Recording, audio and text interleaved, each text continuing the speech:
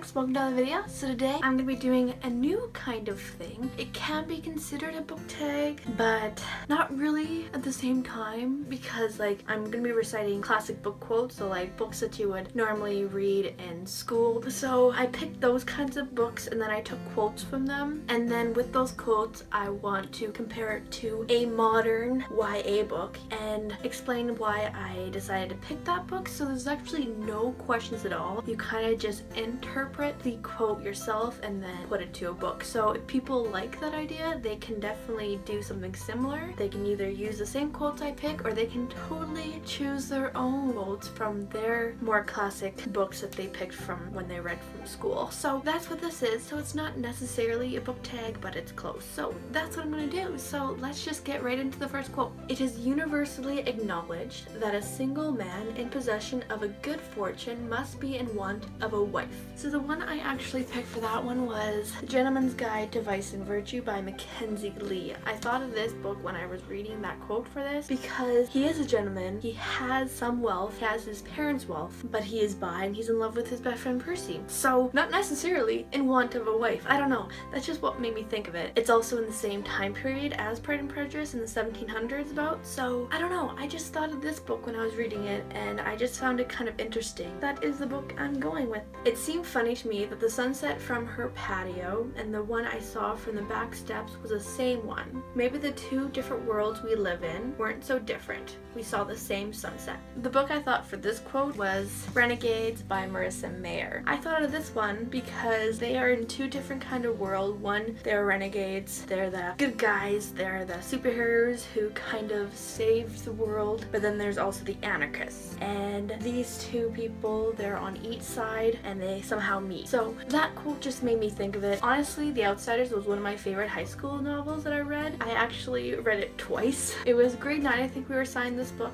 and I read it. I absolutely loved it. When I finished it, I read it again. It was just that good. That was just my favorite high school novel ever. Mockingbirds don't do one thing but make music for us to enjoy. They don't eat up people's gardens, don't nest in corncribs. They don't do one thing but sing their hearts out for us. That's why it's a sin to kill a mockingbird. The book I thought that related to this quote was actually The Hate You Give by Angie Thomas. I thought of this one just because To Kill a Mockingbird has a lot of racism in it and it's trying to overthrow that racism. To Kill a Mockingbird is related to the fact that black people, people who are oppressed, aren't harming anything, and it's just the people who are on top are harming them, and that's a sin kind of thing is what that kind of comes to. Most people who are black or oppressed, they're not really harming anything, just like mockingbirds aren't really harming anything. So it's kind of related to that and that it's a sin. So that's just kind of what that related to me for in this book. That was not a very structured sentence, sorry about that. That quote just made me think of The Hate You Give just because her friend Khalil is shot for really no reason. Ralph wept for the end of innocence, the darkness of man's heart, and the fall through the air of the true wise friend called Piggy. So when I first read this quote, I thought of Harry Potter, and then when I continued thinking about it, I narrowed it down to one single book, and that would be Harry Potter and the Order of the Phoenix. I thought of this one particularly because this one is where Harry Potter gets truly dark. I was also thinking about Harry Potter and the Goblet of Fire, but it's still a little bit childish in it until closer to the end. But in this one, it is just very dark. At the end of Goblet of Fire, Cedric Diggory dies because of Voldemort, and Voldemort has risen. That makes it sound a little bit like Jesus.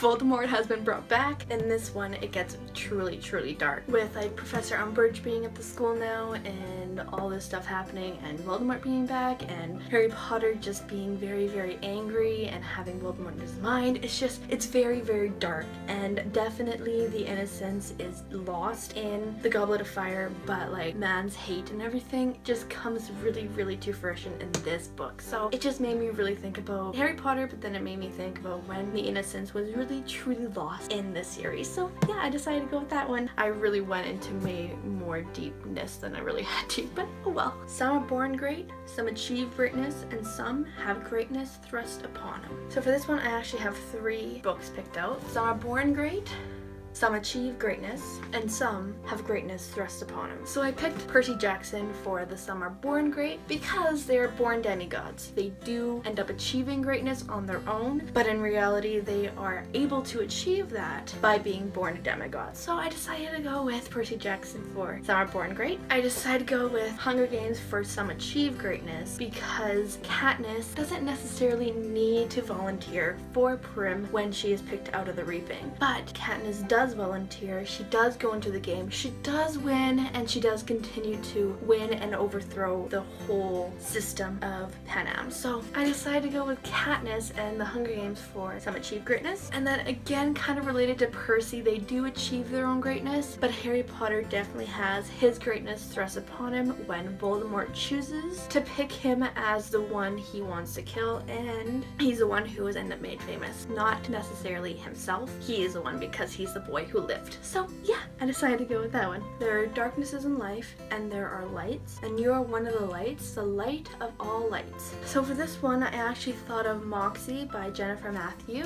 Like in Dracula, there is definitely more of an emphasis on there being the foreigners being the others. That is kind of what Dracula is, and that's kind of the fear that Dracula novel is trying to portray. But there's also kind of the fear of women starting to become more able to step out and not be the caretaker of the house kind of thing. Like in this one, they describe the girl who is smart as having a man's brain. So I just thought about Moxie because in our world we still have the men are greater than women, that women aren't paid as much as men kind of thing, and that's kind of what Moxie is. Moxie is kind of trying to show that women have their own part in the world. Even though we are able to go to university now, we're able to have more equality to men, we still don't quite have it in certain aspects, like when a male who is very, very patriotic and misogynistic, that women are kind of put down. So yeah, that's just what I thought about when I thought of this,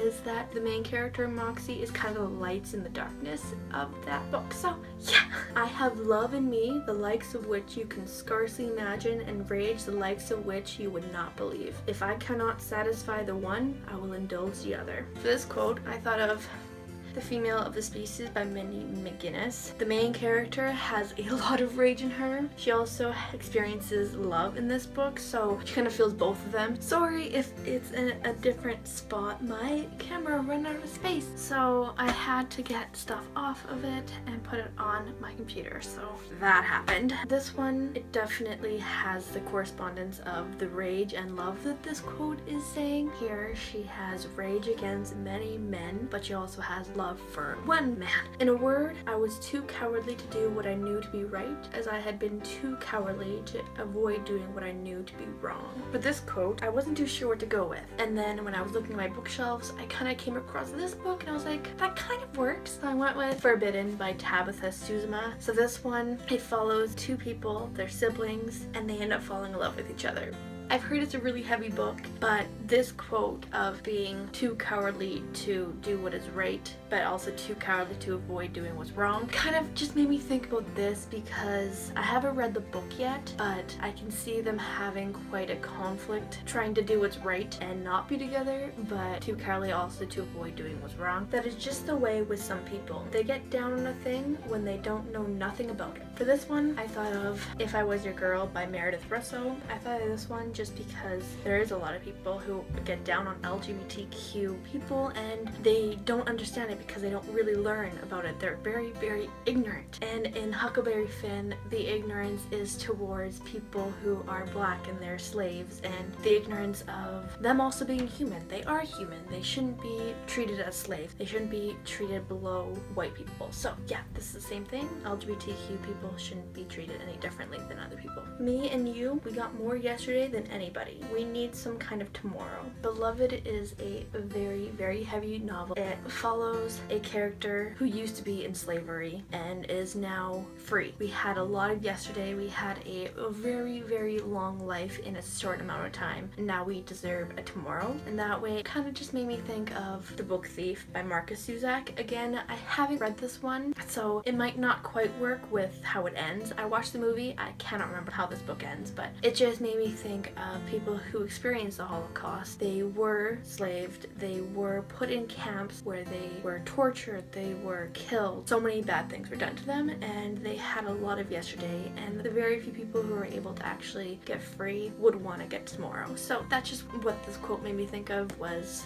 this book, so I went with it. That was 10 quotes. Most of these books I read. There's only 2 I haven't read. I haven't read Frankenstein or 12th Night. But yeah, those were 10 quotes and 10 books. I hope you guys enjoyed this video. It's kind of a little different. It's not necessarily a book tag, but can be treated that way. If you guys want to do something similar, maybe you want to do the same quotes, or you want to do different quotes, or whatever, you can definitely do this tag. All I ask is that you refer to me in that video. I don't know. Thank you guys so much for watching. If you enjoyed it, please give it a thumbs up. Comment down below your favorite quote. Subscribe if you haven't yet. Check out my other social media accounts, my Facebook, Twitter, Goodreads, and Instagram. I make a video every Thursday, and I'll see you guys in the next video. Bye!